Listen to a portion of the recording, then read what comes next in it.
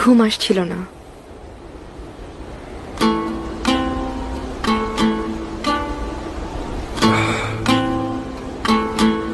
হালিমা, শোনো, এমন অনেক সমস্যাই আছে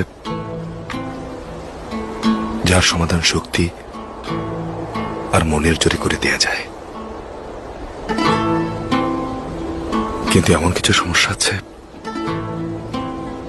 যার সমাধান হয় না, যার সমাধান শুধু তুমি। ওই হরিণটা আমাকে তোমার কাছে নিয়ে গিয়েছিল।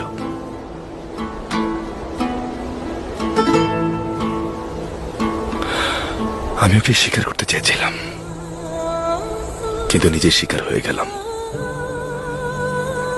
নিজেই ঘায়েল হয়ে ফিরলাম। আমি তোমার ভালোবাসা আমি দিন রাত চলছি হালিমা, কিছুই গোছাতে পারছি না। হালিমা, আমি কি বলতে চাইছি তুমি নিশ্চয় বুঝতে পারছো। ব্যাস আর্তকুল, আর বলো না। যেও না, এ নিয়ে তোমাকে আমি আর কিছুই বলবো না হালিমা, যেও না, একটু থাকো। আমার সুলতানা, আমার সন্তানদের মা হয়ে থেকে যাও না তুমি।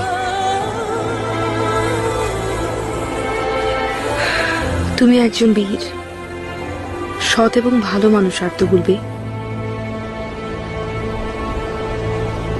তোমার কাছে আমি আমার পরিবার এমনিতেই ঋণী।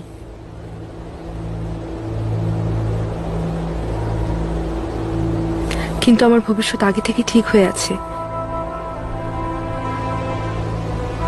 শুধু ভালোবাসার জন্য নিজের বাবাকে, নিজের ভাইকে ছেড়ে থাকতে পারবো না। যে প্রাসাদে জন্মেছি সে সিংহাসনেই বসতে পারলাম না, তোমার হৃদয় সিংহাসনে কি করে বসি?